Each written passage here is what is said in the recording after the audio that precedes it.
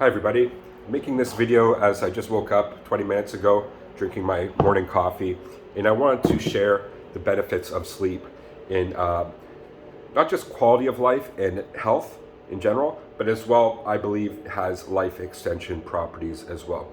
And because, as I made in one of my previous videos, there's a number of things that are very common sense that we can do to improve health and well-being, but we don't always, not everybody does it, and I'm guilty of that myself. And I made a video talking about the nutrition side of things, the activity side of things, and as well, one of the factors is sleep. And this is something that I believe that a majority of people are not getting the quality sleep they need. And there's a number of factors. For one is just like the duration of sleep. I believe people are getting under 9 hours just based on their daily routines. Okay, and some people say they can function off 5 or 6 hours sleep.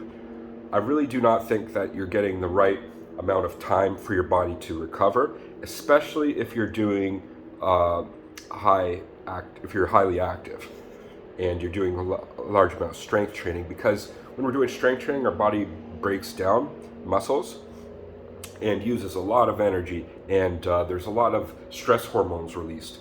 And during sleep, our body can process these stress hormones as well. It's when our body produces growth hormones and other types of hormones. And our body works kind of like a pendulum in this like feedback system. So it's like negative, it's called a negative feedback system. So when we're awake, we move one way, and then later in the day, our hormones and everything shift, and then we move back into the sleep state, and then eventually we wake up because we're moving the other direction. So it's important to have this pendulum working very regularly, because if you look at it like a frequency, that's what all our bodies are in a lot of ways, our frequencies, and that includes our brain waves, which I'll get into in a minute, also have to do with sleep. But if you look at this frequency, if it's really irregular and over a period of time, that's going to be affecting our health in the long run. That's going to affect things like heart problems and stress levels, and just both physiological and psychological issues down the road. Okay, so I recommend at very least 7 to 9. 9, I would say, would be the optimal, especially on a day after you do like a hardcore training session. Get that extra sleep in, even if it's sometimes a nap in the afternoon, right? So if you only had 7 hours sleep, and then around 1 o'clock in the afternoon, after like say you do a little bit of workout, come home, get like an hour's worth of sleep in the afternoon, and that will be very beneficial. The second thing is the depth and quality of sleep. Now, when we go through, we have these different stages. REM sleep, rapid eye movement, which you can see it's almost like you're in a waking state, but you're sleeping. Excuse me. And during this state, our eyes move, and that's how scientists can tell that you're in this stage. There's other stages as well, such as deep sleep, and there's a lot of mysteries even what's going on during these stages. In psychology, they're exploring this. Like, we get these huge brainwave patterns called K complexes that they don't even understand why our body is doing that. Excuse me, I'm recovering from a flu right now. And so it's important to we have to go through all of these stages, including getting enough REM sleep. This is the period when we're actually doing a lot of our recovery in our body, and deep sleep as well. And this has to do, like I mentioned before, with the frequencies. Our brain, if you measure your brain waves, our brains are going through different stages of brainwave states, which is very fascinating. And during these frequency times, this is when our brain is doing different activities. And I believe this is when our body's like regulating itself, resetting itself in a lot of ways, and getting ready for preparing for the next day. So it's getting everything needed to then go the next day. So when you have a good night's sleep, then we're able to essentially attack the next day much more effectively, and do the training we need to be healthy, right? So that's why getting the depth and quality of sleep is very important. The third thing is continuity, and that just essentially means that it's not like fragmented. Like, you're getting a nice solid sleep without being disrupted. I know, like, in the past, I've had partners who wake up all the time during the night, and I found that very frustrating because it was like affected by continuity of sleep. And then the next day, I felt like shit, right? Other times, when you get like a very full, non-disrupted sleep, the next day you feel amazing, right? I think this is something we can all relate to. So that's the most important thing. Also, but it's important, like, if you have to go to the bathroom, obviously go, but then you come back and then you go right back to sleep. And that's not really an effect. It's more when we're getting disturbed during the sleep a lot, like disrupted, that can have negative effects, especially when it's disrupted during certain, like in the last, what I just mentioned last is like different stages, like deep sleep. You don't want to get disturbed during some of these stages. And the fourth thing is regularity, which is that you're sleeping during the same period roughly every day, okay?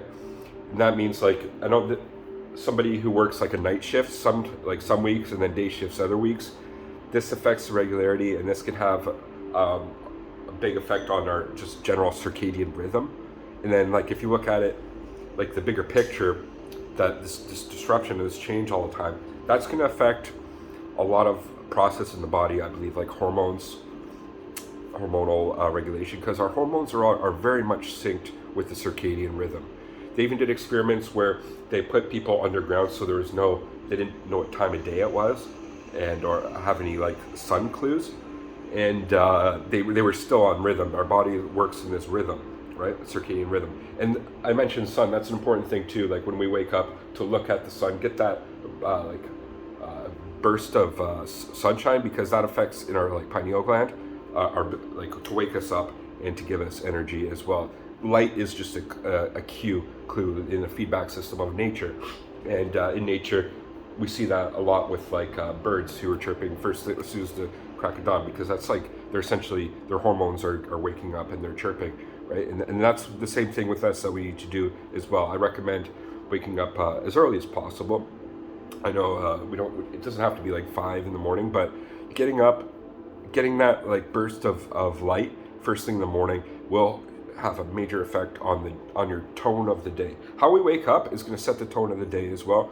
So doing it in a good way, I believe, is key.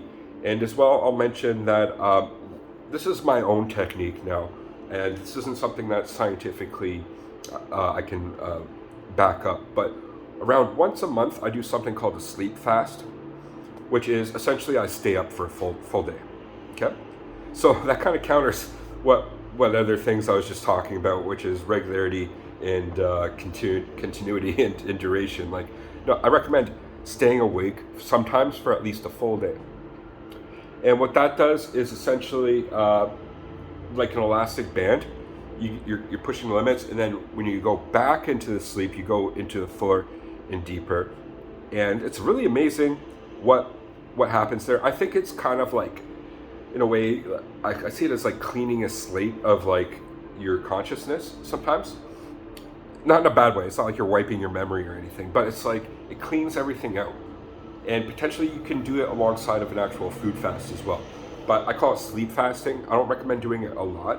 Maybe once every month or two. Just stay up for a full day. And during this time, just relax. This isn't a day where you're going to go all out on like energy and things, like working hard. But I think I've seen really benefits in doing that sometimes as well. I'm just throwing that out there. What do you guys think about that? But I'll just sum this up, which is the health benefits and the longevity benefits. You'll get sick less often because your immune system, your body's recovery is a lot better. You're going to stay a healthier weight. Lower your risk for health problems, reduce stress, improve clarity of mind, and be able to just do things a lot better. And one more thing is I recommend, while you sleep, something like this, which is called Drone Zone. Here, I'll turn it up so you can hear it right now. So that's pretty loud. I put it on really low so it's not disturbing. It's just in the background while I sleep. There's no beats, no nothing. It's just like different tones and like white noise kind of sounds. And it's really amazing. I think that helps set the tone of your sleep as well and the flow of it, right? And just make sure not to have it too loud, because like I was saying before, You don't want to the continuity. You don't want to disrupt your sleep at all. This is just really subtle, and but I feel like it can help with things as well. And there's also ASMR and things that people do as well. To if you're having trouble falling asleep, these types of frequencies can help as well. Like at least relax. If you're somebody who's really high strung and not able to relax, that can help. And I'm just gonna mention one thing. Just keep coming to mind.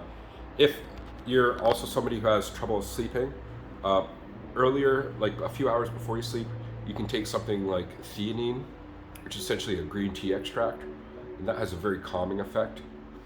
And that can help kind of relax you and get you into a good zone to sleep in. And also, I'll recommend not to work out too late in the day, and definitely do not take like pre-workouts or stimulants.